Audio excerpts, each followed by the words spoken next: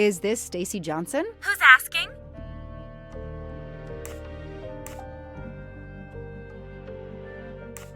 My name is Joanna Locke. I'm a police detective. And I'm just an actress.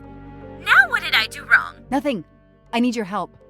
I need to take your place in the Orient Express. Is this a joke? No way.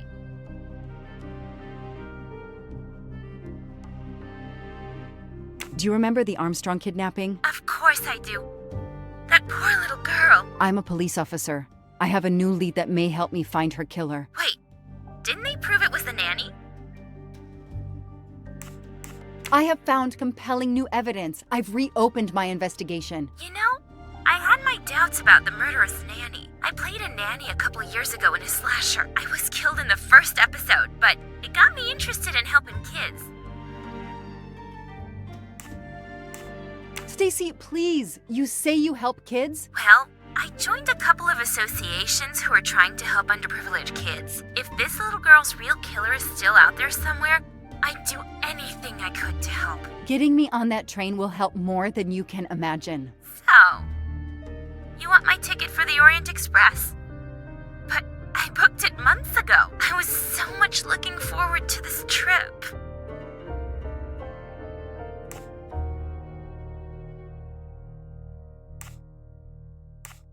Stacy, I can tell you care about kids. Here's your chance to help put this beast in prison for the rest of his life. Think of the publicity for those causes you care about.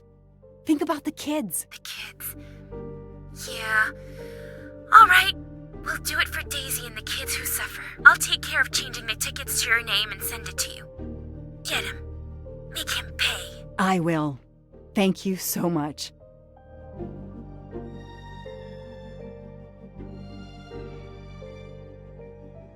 Stacy was as good as her word. I received the ticket. I called my chief to let him know I was taking my vacation time. I had coming. I flew to Istanbul. I was finally going to nail the monster responsible for Daisy Armstrong's death, Michael Clark's death, even his accomplice, and, I suspected, so many others as well. You know the rest.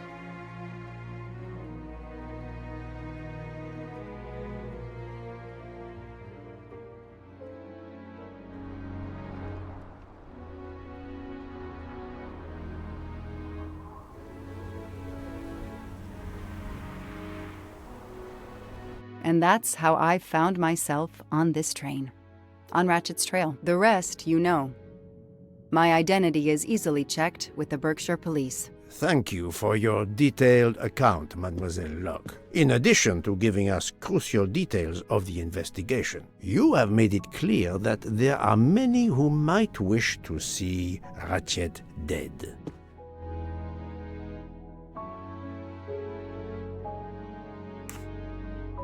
I know you are innocent. Your forthright testimony and your movements, or lack of them, last night eliminate you from our list of suspects. I agree, without a doubt. Another detective will be great help to the investigation. Book. Although my friend certainly does not need any help. You are too kind. Thank you for believing me. I'd like to help in any way I can. Do not worry, Mademoiselle Locke. Already I see things more clearly. It's obvious whoever drugged you was trying to derail your investigation. You mean the person who did this to me is Ratchet's killer? Both Monsieur Michel and Fräulein Schmidt had the means and opportunity to drug you. While you get your strength back, I intend to interview them. Excellent idea, my friend. All this excitement has whetted my appetite. I'm sure Mademoiselle Locke won't say no to a good, invigorating meal. What? No. I want to hear what the conductor and Fräulein Schmidt have to say for themselves. It is my duty to ensure the well-being of the passengers. If Dr. Constantine has no objection, I will escort you to the restaurant car. On the contrary, some food will do her the greatest good. Well, I'm still a little shaky. Mr. Poirot, will you please keep me informed about what you learn? You may be certain of it.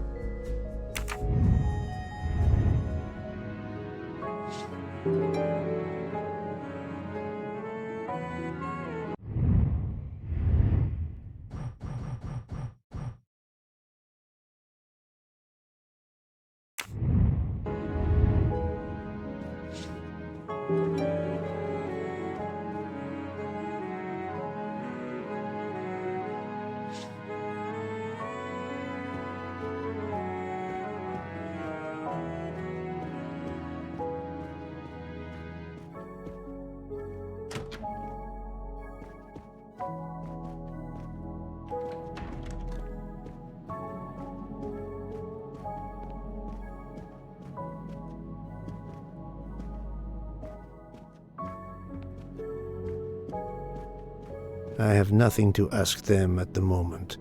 I should leave them alone.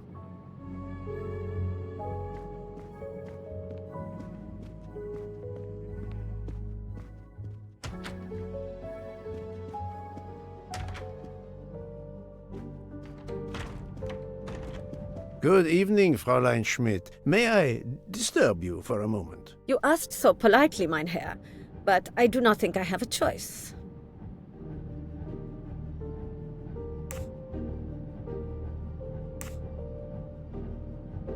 I wanted to let you know that your roommate, Mademoiselle Locke, is awake. Ah, yes, I'm glad to hear that. I was worried about her. Did she tell you what had happened to her? Unfortunately, she doesn't remember much, but we found a residue of a sleeping pill in her cup of tea. Since you two were alone together in your room when she drank it, who else but you could have dragged her? Must I point out I do not make the tea on this train? You should question the conductor or the kitchen staff.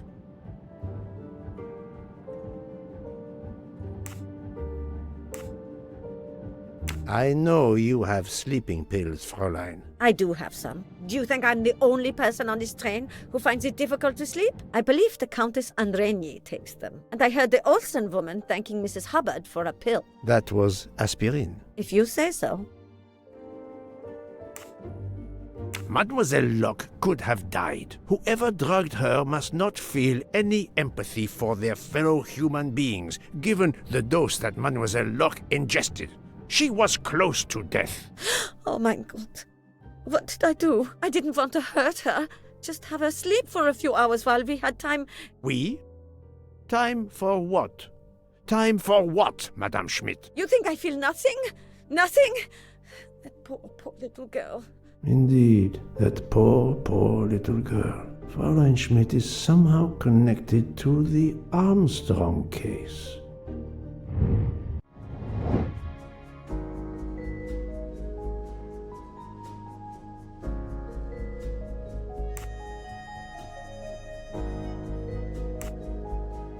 I do not think that's the right answer. This is wrong, but I'm never far from the truth.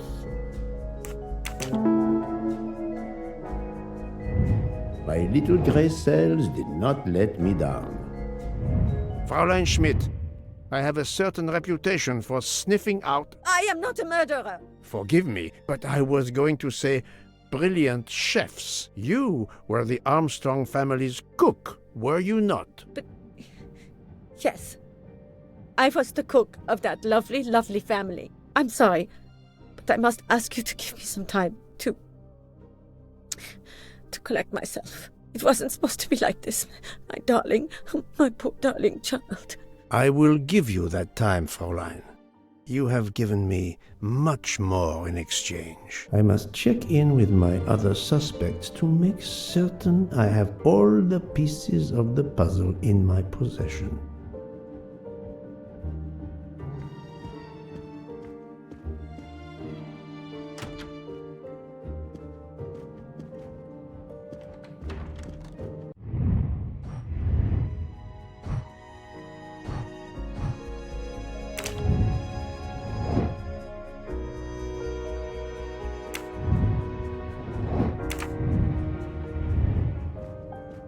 Can I get you something, Monsieur Poirot?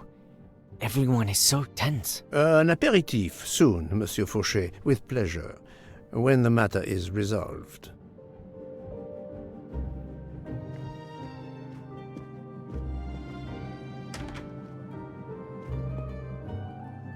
Jean, you've mixed everything up again. Oh, I can't find the coffee liqueur for tonight's dessert.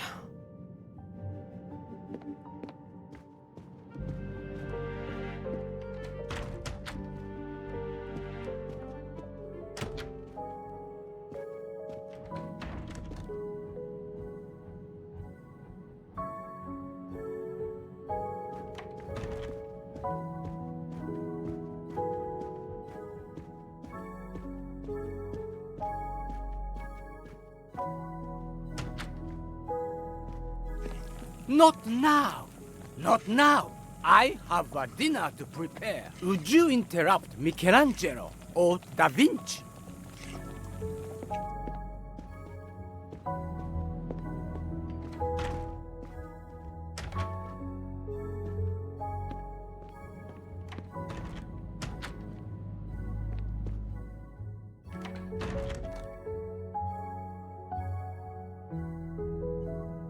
Good evening, Michel. Am I bothering you? You seem stressed. With everything that's going on, I must admit it's difficult to be relaxed. Of course, I understand. Especially since we know that Detective Locke's tea was drugged before it was served to her. Detective? Come now, Michel. Surely you would have taken the opportunity to search her things and found her badge. Luckily, she woke up and was finally able to tell us her story. Otaru boiled the water, Jean made the tea. I just brought it. Sir, it could have been any of the staff. Your defense is to accuse others?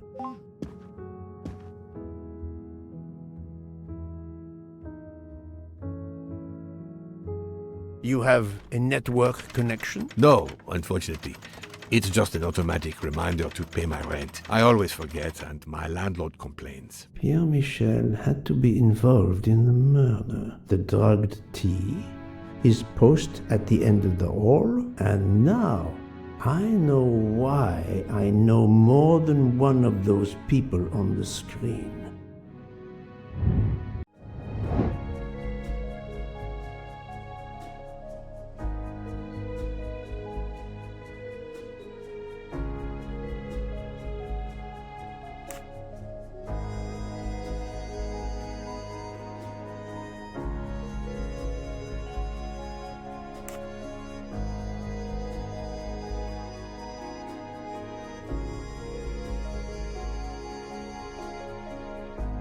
This is wrong, but I'm never far from the truth.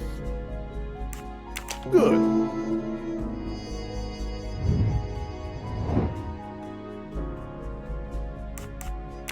Yes.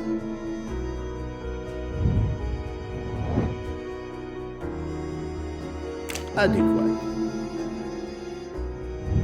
I'm right again. That happens to me a lot. You are the father of Suzanne Moreau, Daisy Armstrong's nanny. My condolences on the death of your wife. What?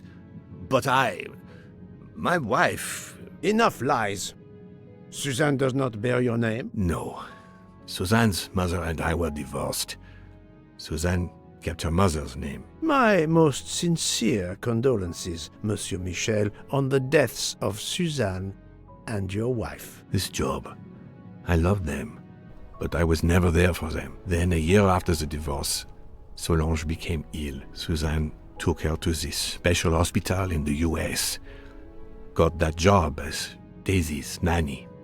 I understand your pain, and the reason that led you to drug Detective Locke. We really can't hide anything from you, can we? Many have been foolish enough to try and keep the truth from Erküle Pουaро. Yes, I admit, I drugged the tea. But it was only to keep her quiet, until I could... But she reacted so much to the sleeping pills. She was lucky, as are you, that she didn't die. To be frank, there is one more thing that puzzled me, but I think I understand now.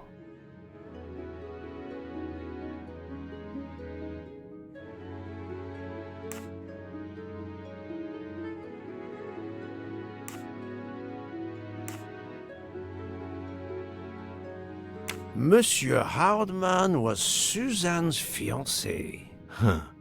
I have the impression my whole life to you is an open book. Yes, Cyrus was my daughter's fiancé. I almost consider Cyrus as my own son. Of course, much more is clear now. I have been patient long enough. It is time to go and see what all the commotion is next door.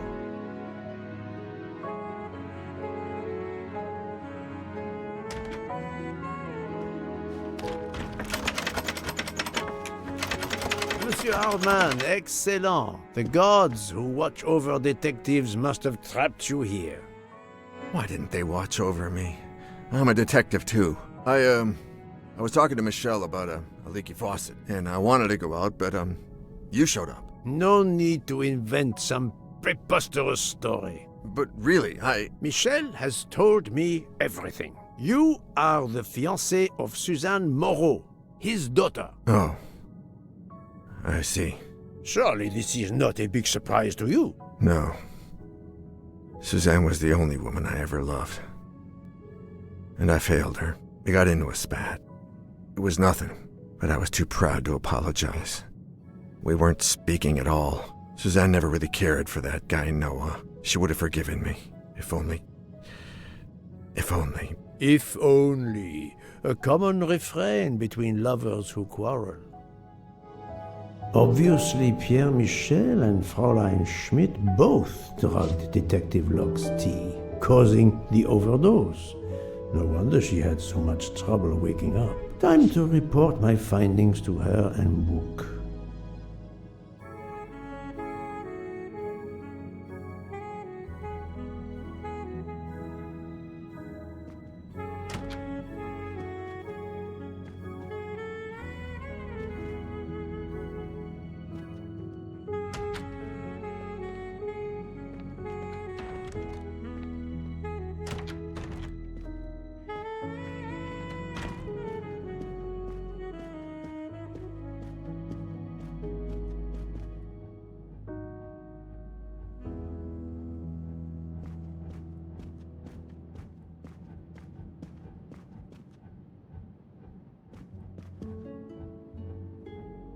So, my friend, tell me, you have something new? Mademoiselle Locke, I know who drugged you. Fräulein Schmidt and our conductor Pierre Michel both admitted putting sleeping pills into your tea. This explains your overdose. They are relieved you are recovering. Michel drugged a passenger? On behalf of the company, I offer my apologies to you, Mademoiselle Locke. Michel will answer for this outrage. Both of them? I was pretty sure about Fräulein Schmidt, but I admit that I did not suspect the conductor. I have uncovered multiple connections with the Armstrong case. Pierre Michel is the father of Suzanne Moreau, little Daisy's nanny, and Monsieur Hardman was Suzanne's fiancé. As for Hildegard Schmidt, she was the cook of the Armstrong family. What a coincidence, don't you think? But it's incredible! What are the odds that so many people linked to that tragic affair ended up on the same train? About the same as you winning the lottery, my friend. I wasn't the officer who interviewed Fräulein Schmidt back then, so she couldn't recognize me here on the train. How could they know who I was? There were other passengers who might have. Or she may have seen you when you visited the Armstrong home. It is now clear to me that some of the clues to this elaborate plot were staged for my benefit.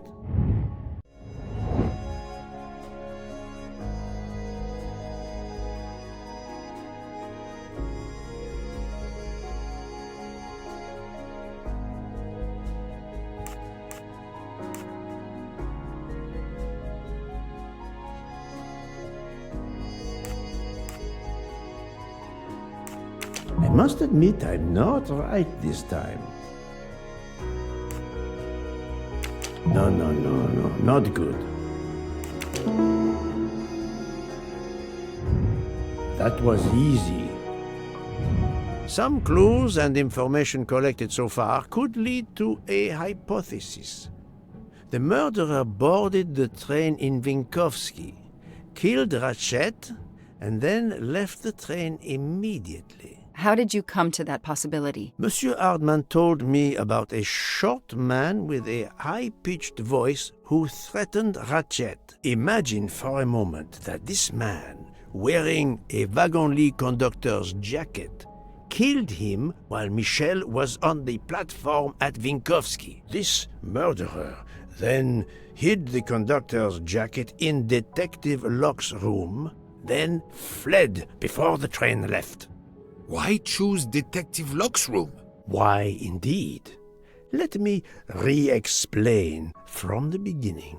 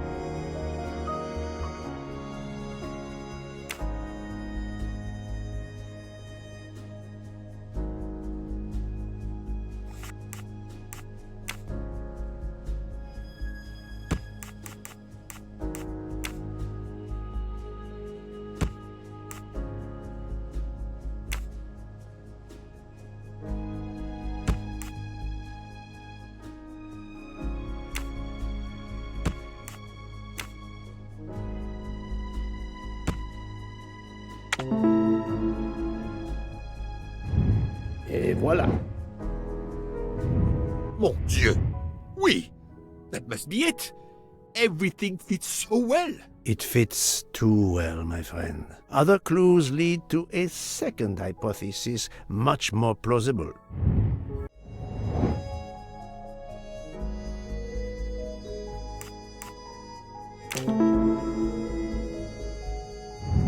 My little gray cells did not let me down. So, we have multiple murderers, all related to the Armstrong case. The murderer from Winkowski was a fabrication to turn suspicion away from those on the train. They expected the investigation to be led by some small-town official who could easily be misled. Mr. Poirot? Detective Locke, forgive me. You are an obvious exception. You tracked Ratchet with the tenacity of a bloodhound. Unfortunately for the killers, they not only had you to deal with, but now they had, and I say this with all modesty, the world's greatest detective, Erküle Pουaρο, dropped into the midst of their meticulous planning. Multiple murderers? Multiple detectives? Poirot, please take pity on me. Who is linked to this case, and who is not? My poor friend, I have gone speeding out of the station without you. I will continue.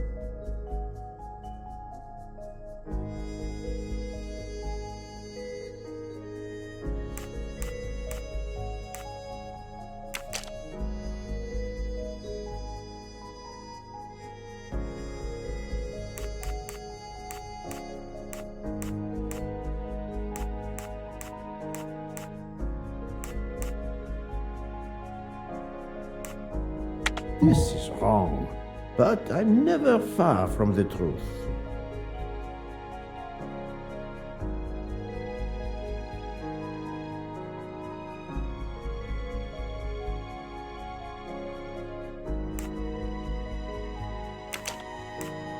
I do not think that's the right answer.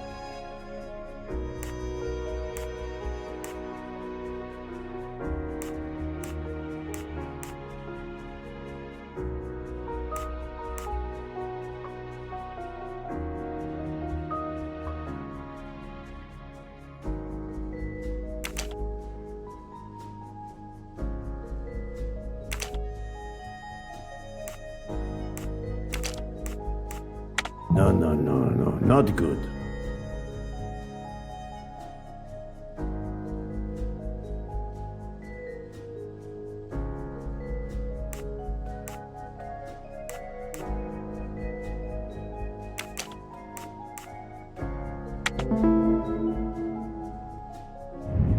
Et voilà. Fräulein Schmidt, Pierre Michel, Monsieur Hardman and Monsieur McQueen are all linked to the Armstrong case. I also know that Sonia Armstrong's sister and godmother, Countess Andreni and Princess Dragomirov, are on this train. And finally, Detective Locke discovered that Mr. Foscarelli was the Armstrong chauffeur. If we add Detective Locke and Ratchet, of the 12 passengers in that coach, 9 have a connection with the Armstrong case. What next, Poirot? Or should I say, who next? It is time to summon everyone. Everyone? Even Dr. Constantine? The train crew other than Michel? Dr. Constantine, yes. I will need him. But we don't want the others as witnesses. I will see that their duties keep them occupied elsewhere. Excellent.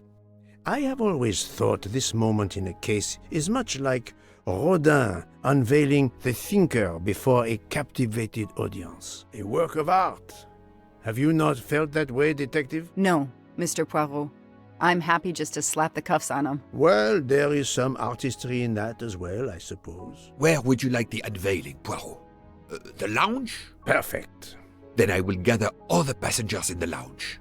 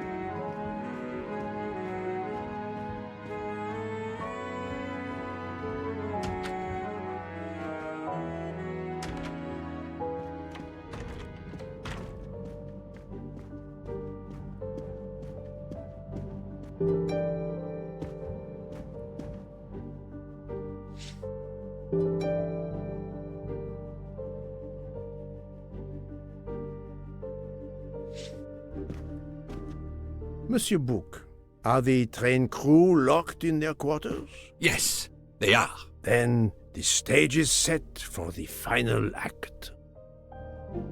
Ladies and gentlemen, I have gathered you together to hear my reconstruction of the murder of Samuel Edward Ratchet, also known as Cassetti. There is not one, but two possible solutions of the crime. I shall put them both before you, and I shall ask Monsieur Bouc and Dr. Constantine here to judge which solution is the correct one. 2 solutions? Mr. Poirot, I am hardly qualified. Nevertheless, your assistance is required.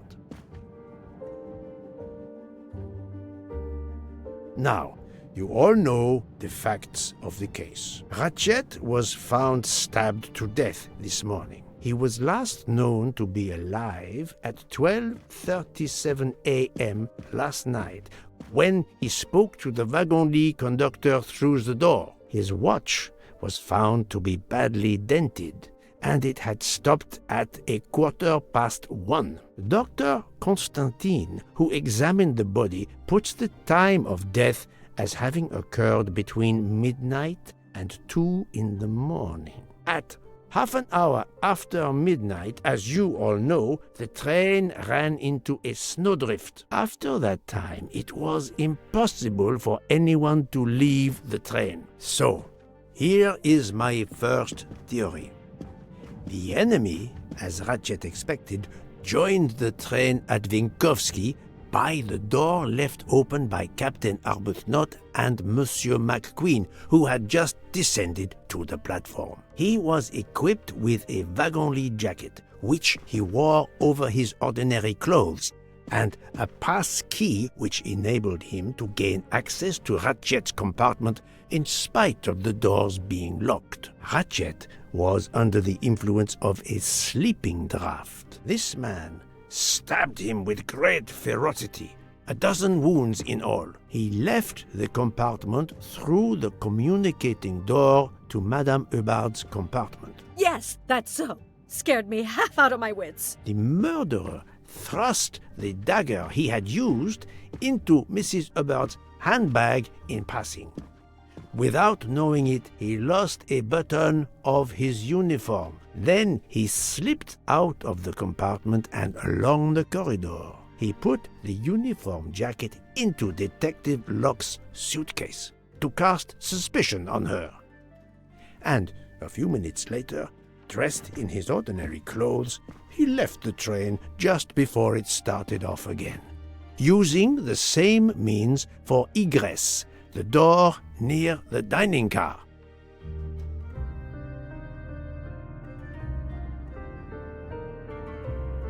That is the first hypothesis. But there's a second. For that, we must examine the motive for the crime. Why was Ratchet killed? The motive is clear. Revenge, of course. Nothing was stolen. And we know that Ratchet had made many enemies. This was a premeditated crime, meticulously planned.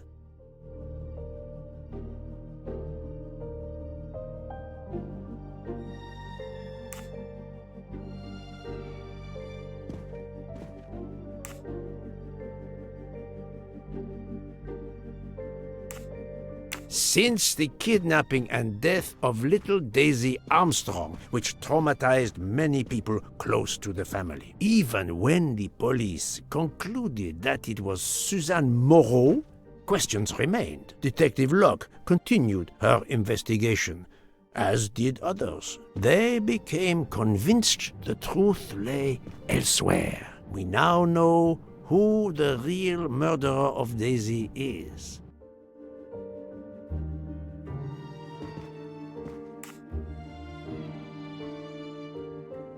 It is clear now that Daisy's killer was Ratchet, also known as Cassetti and Michael Clark and how many other names. But of course, many of you have known this for a long time. It is obvious that the 12 stab wounds are not a random number.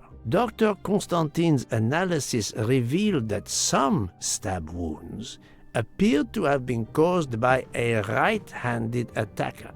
Others indicated the knife wielder was left-handed. Some wounds were deep, more than one fatal, yet others were not much more than mere scratches. What can explain these discrepancies? This leads us to an obvious conclusion. They are symbolic.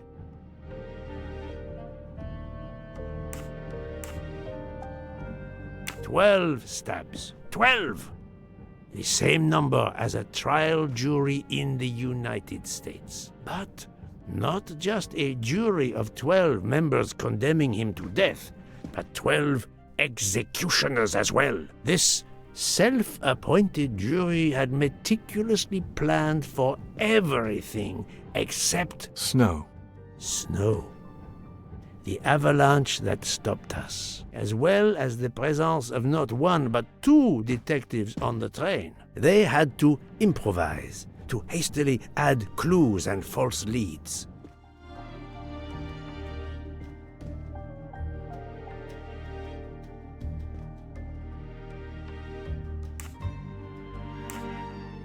This woman in a red kimono does not exist. I don't know which of the passengers it was. It does not really matter. It was just a performance, a charade to introduce another possible culprit to muddy the waters.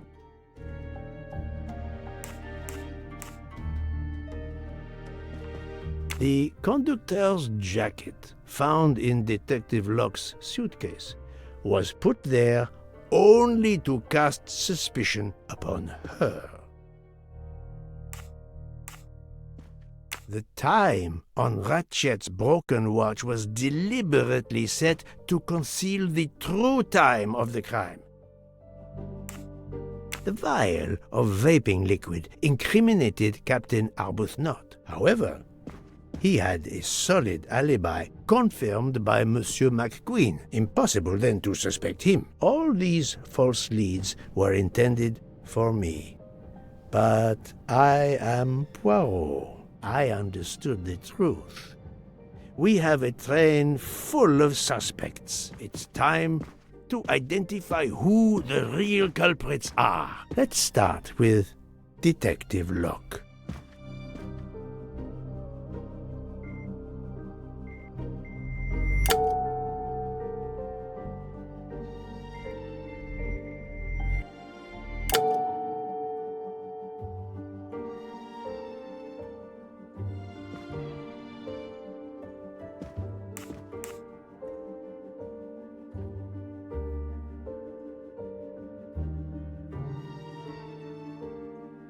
Planting the conductor's jacket in her suitcase was an attempt to implicate Detective Locke, but she couldn't fake her drugged condition. Dr. Constantine can testify that the drugged tea incapacitated her for hours, and she had 2 relapses. Let us move on to Monsieur McQueen. When I told him about Cassetti, he looked very surprised that I managed to make the connection between him and the Armstrong case. He told me, "But I thought we had..." I think he meant...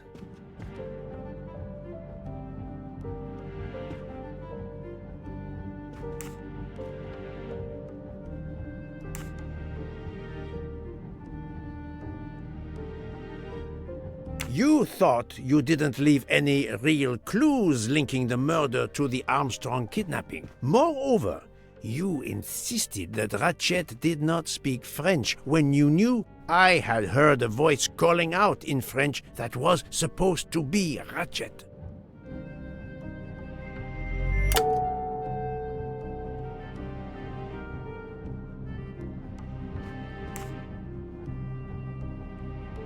You took some pleasure in leaving me false clues, I think. It was quite annoying.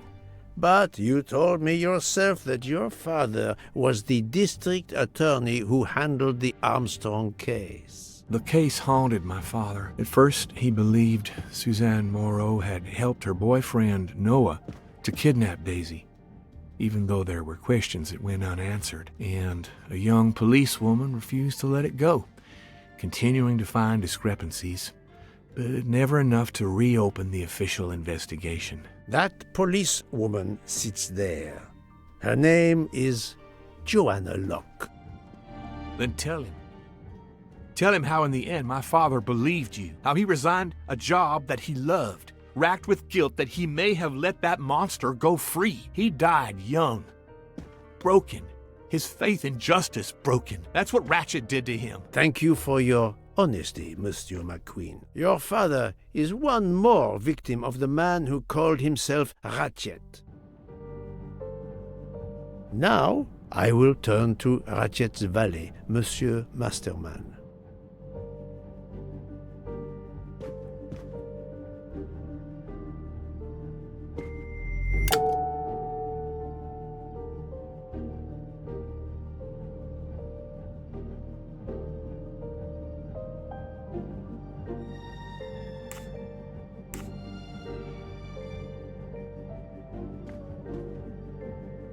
I suspect that Ratchet was not a kindly employer, but that's not a good enough reason to kill him.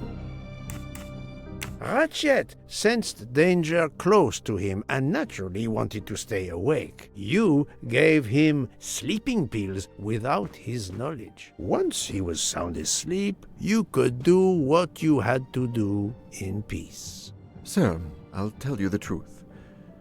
I was Colonel Armstrong's adjutant in the war, sir, and afterwards, I was his valet in New York. I'm afraid I concealed the fact this morning. It was very wrong of me, sir, but I knew how suspicious it would look. Is that all you have to say? That's all, sir.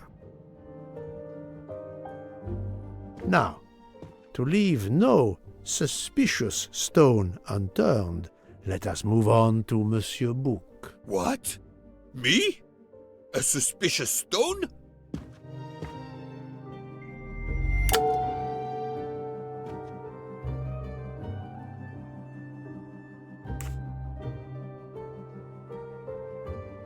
Book, my friend, of course you are not guilty. You did everything you could to get me on this train. What madness would cause you to ensure, and I speak with all modesty, that the best detective in the world could be present to witness your crime? But doesn't our friendship count as well? Most assuredly, but a murderer can wear all sorts of masks, including friendship. Let us consider our ever-efficient wagon-lit conductor, Pierre Michel.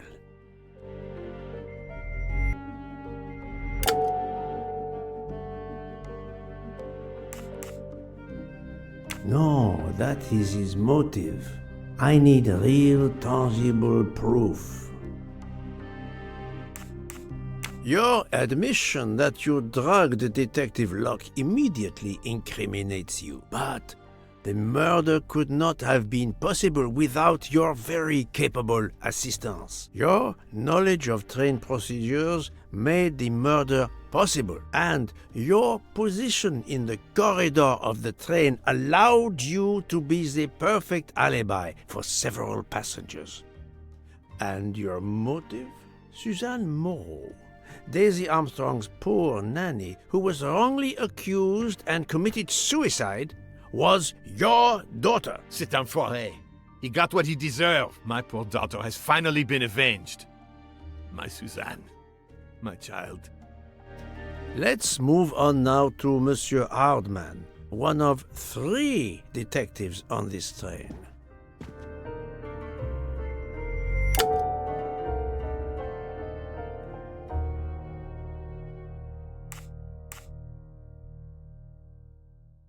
Monsieur Hardman, I think you are a real detective, but you were never hired by Ratchet. Your alibi was that you were watching the corridor to protect Ratchet, which, of course, you never did. You protected Pierre Michel. However, We just saw that his alibi doesn't hold up, so neither does yours. I don't know about the conductor. Being Suzanne's fiancé, you had a substantial motive to punish Ratchet. You used your detective skills, just as Detective Locke did, to hunt him down and finally avenge the death of your beloved. That's right, Mr. Poirot. I do have some detective skills. I never doubted it.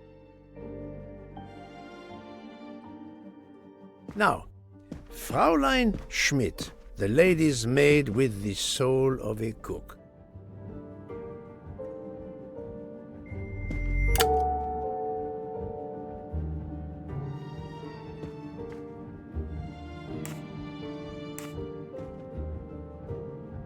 Fraulein Schmidt, you told me of your remorse for drugging Detective Locke. I believe you are sincere.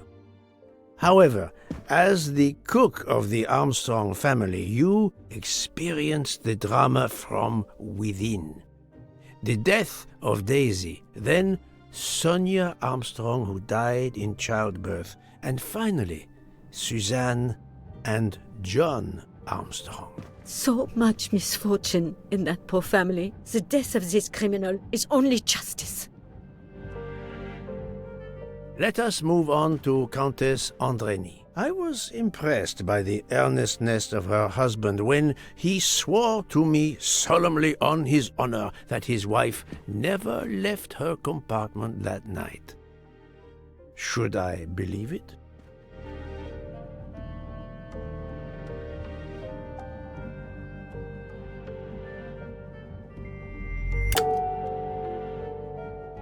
Even if it seems logical, it's more complicated than that. I believe Countess Andrény.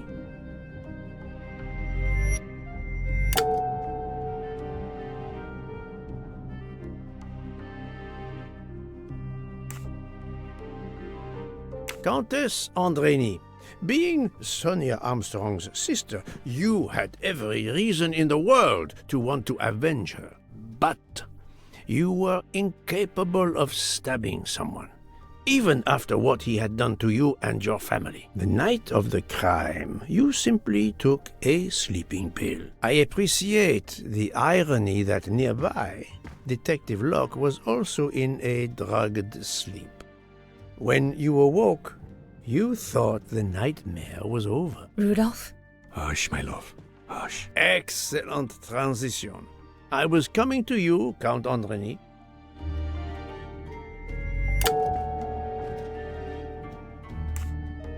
"12 people, a jury.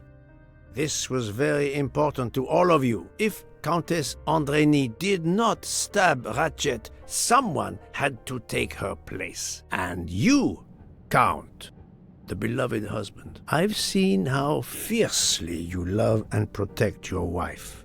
Enough! I would do anything for Helena. Anything. Even that. Yes, even that. Let's move on to Monsieur Foscarelli.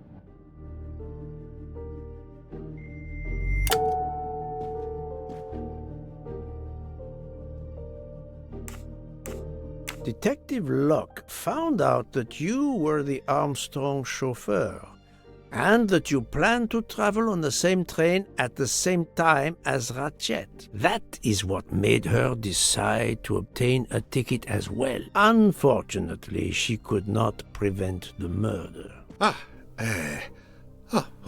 Have you lost your tongue, Mr. Foscarelli? Oh, Daisy. She was the delight of the house. Tonio, she called me.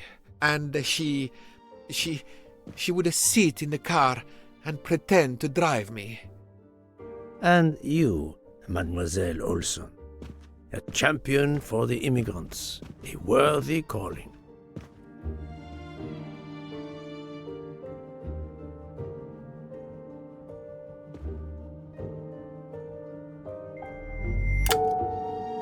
I do not think that's the right answer.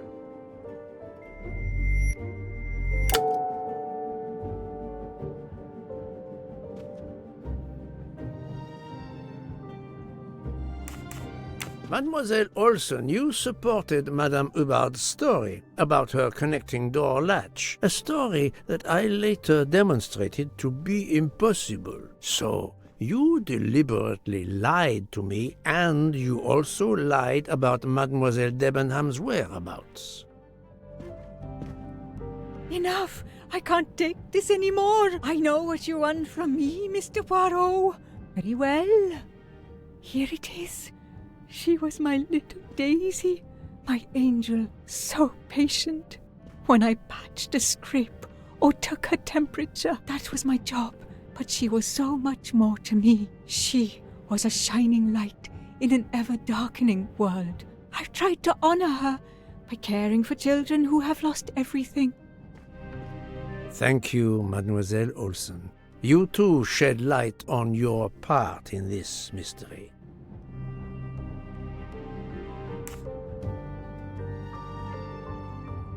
You were Daisy Armstrong's nurse.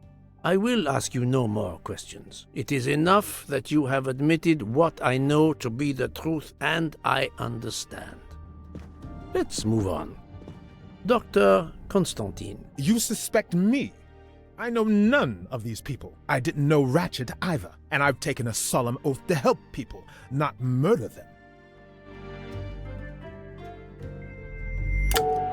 Now really, Poirot, he has helped you get to the truth, not hidden it.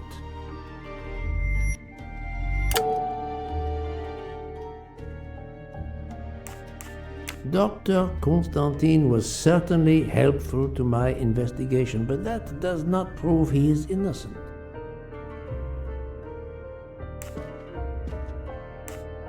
You are one of the few people in this room not to have any connection with the Armstrong case. Moreover, your alibi is confirmed by Monsieur Bouc, whom I would trust with my life. That is very kindly said, my friend. We now come to Mademoiselle Debenham and Captain Arbuthnot, whose relationship was not in doubt from the moment I inspected your room at the hotel. You have a bloody nerve. Indeed, I do. We're getting married. Congratulations. But I would rather talk about your relationship to John Armstrong.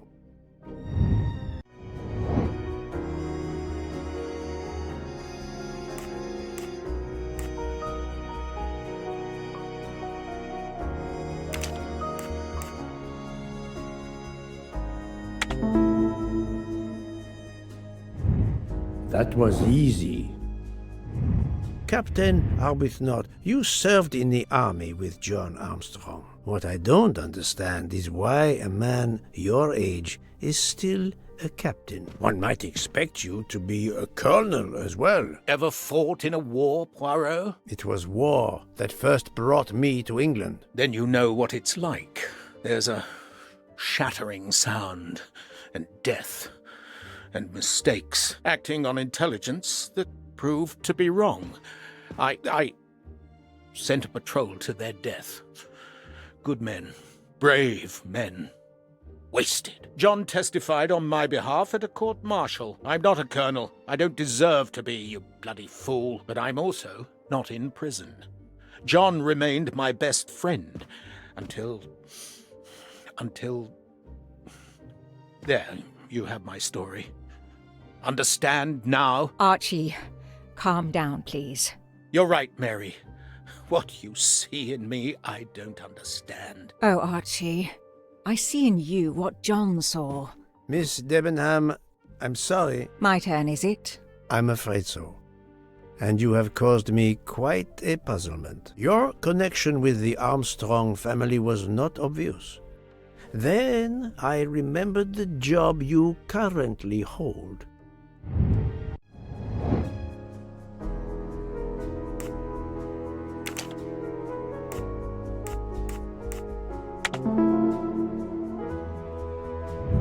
I'm right again.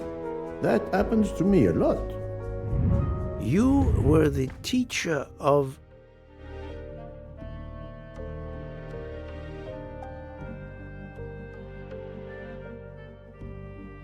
No, she was the teacher of Countess Andrény. You were the teacher of Helena Andrény, whose maiden name was Helena Goldenberg before she married Count Andrény. Yes, absolutely. Why lie to you? She was an excellent student. Captain Arbuthnot.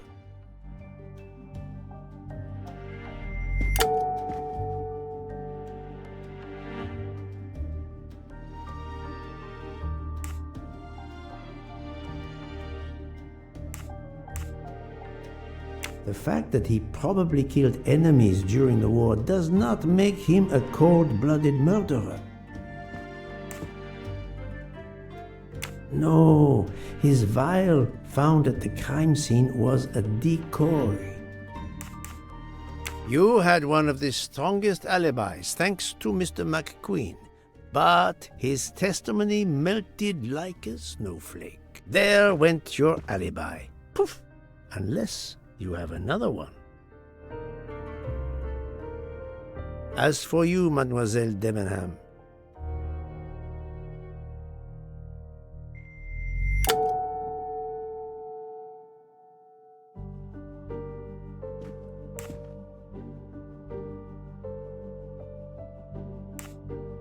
her close relationship with someone guilty in the case, even her motive, do not necessarily make her guilty. Yes, I remember overhearing Mademoiselle Debenham talking with the captain at Cirkeci station. She said, "Not now, not now, when it's all over." That's significant in light of what we now know, but not enough to incriminate her. Mademoiselle Olsen was the only one who could confirm your alibi. I think you know where you stand. Very good, Mr. Poirot. Are you satisfied? I will be soon. Now I must turn to Sonia Armstrong's godmother, Princess Dragomirov.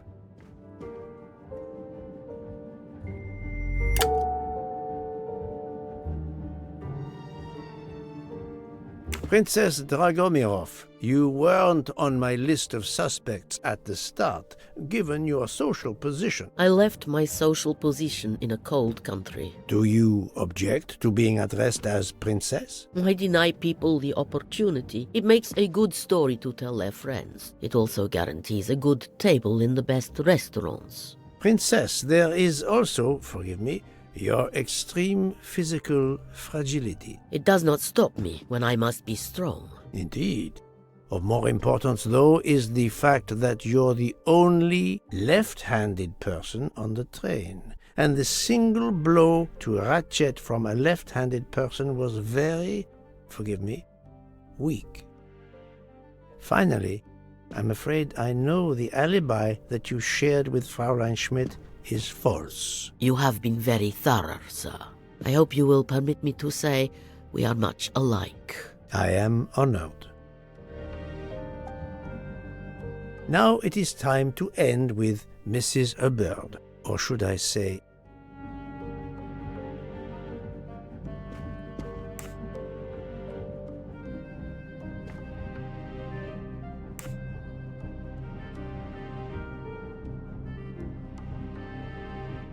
Linda Arden. If Princess Dragomirov hadn't told me about her relationship with this famous actress, I might not have made the connection. But you are a great actress, madame. Your performance as a flighty, self-involved woman was superb. I never would have guessed something entirely different. As for what ties you to the Armstrong family, it is obvious.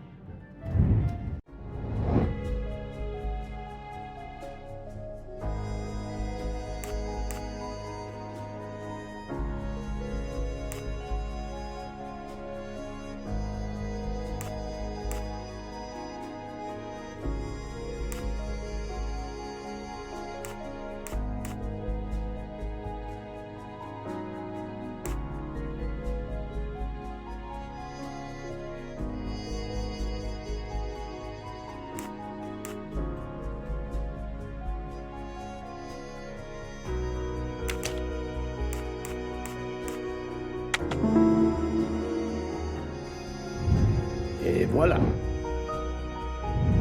Mrs. Hubbard, you are the mother of Sonia Armstrong and Mrs. Andreni.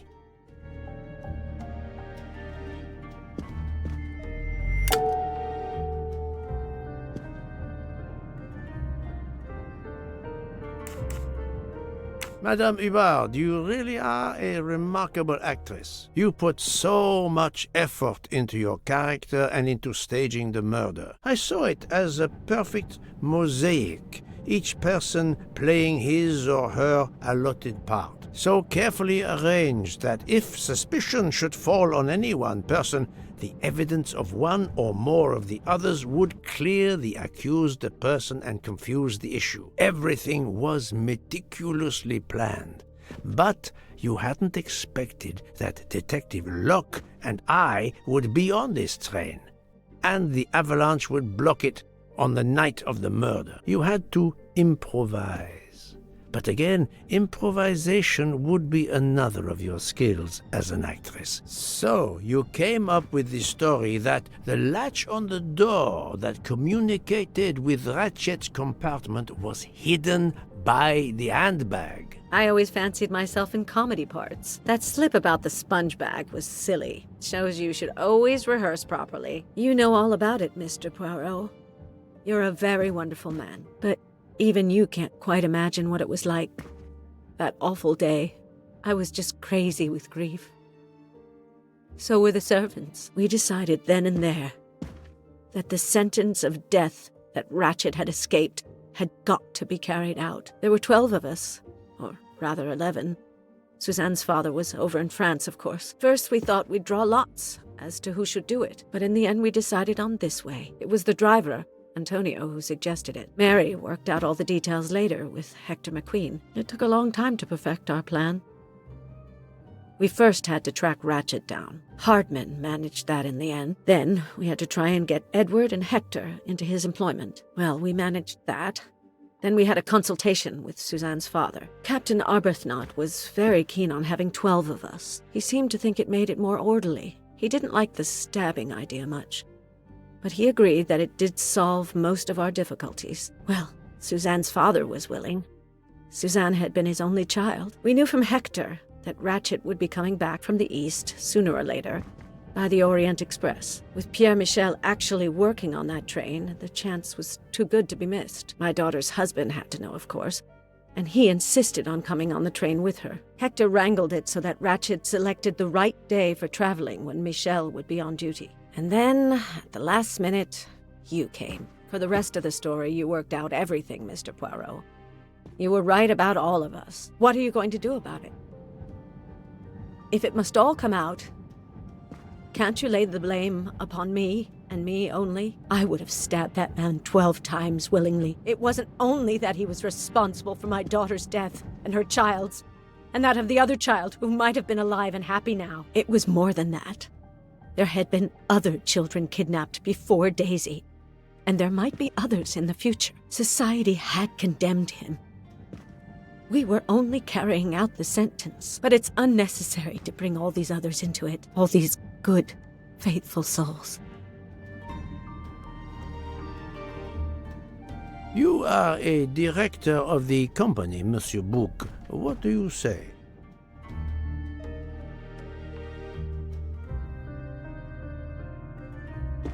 In my opinion, Poirot, the first theory you put forward was the correct one. Decidedly so. I suggest that is the solution we offer to the police. You agree, Doctor? Certainly, I agree. As regards the medical evidence, I think that I made one or two fantastic suggestions. Then, having placed my solution before you, I have the honor to retire from the case.